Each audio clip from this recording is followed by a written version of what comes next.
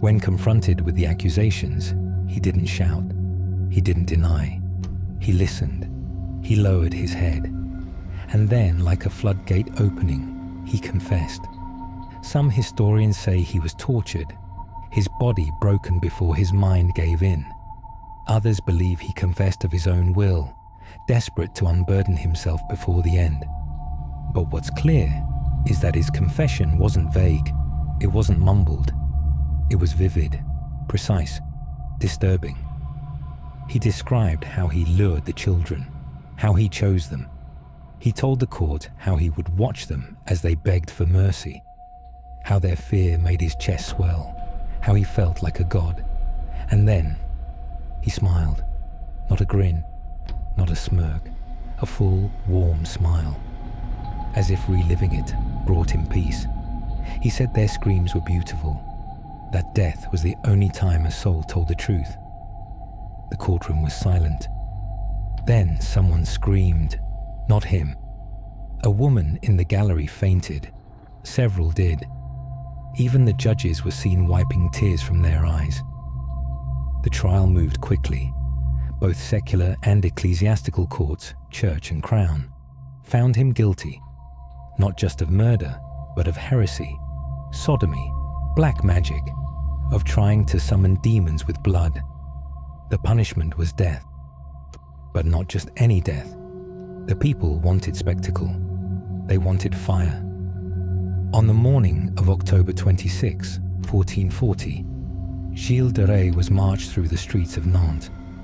He wore white robes, symbolizing repentance, but his face was pale and hollow. The crowd watched in silence, not jeering, not celebrating, just watching. He was bound to a tall gallows built beside a massive pyre of wood and straw. The executioners offered him a priest, and he took it. For a brief moment, he broke. He wept. He begged for forgiveness, not from the people, but from God. He called out to Joan of Arc by name.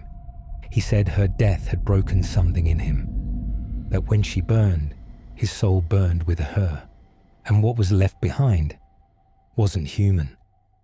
Then the flames were lit. They say the fire spread fast. The white robes turned black. Gilles screamed, but not just in pain. Witnesses claimed his voice was not like a man's, but something shrill, something unnatural, like a songbird caught in barbed wire. Some covered their ears. Others dropped to their knees and prayed. A few turned and ran. And just like that, the monster was gone, reduced to ash, scattered to the wind, buried in secret, without ceremony, without name. The country tried to move on. The church scrubbed what they could, and for a time, it worked, but not completely. Today, the Château de Tiffauges still stands. Nestled among the quiet hills of western France, it looks like any other medieval ruin from a distance. Moss-covered stone, weathered towers, remnants of a time long gone. Tourists visit it every year. They walk the old paths, run their hands along the ancient walls, and take pictures beneath archways that once echoed with laughter and footsteps. But the locals don't smile when they talk about it. Most don't talk about it at all, because the castle doesn't feel like a ruin. It feels like a wound, a place holding its breath. People who've lived nearby for generations will tell you there's something wrong with it. Not cursed, not haunted, just wrong. The air feels heavy inside, quiet in a way that doesn't feel peaceful, cold, even in the middle of summer.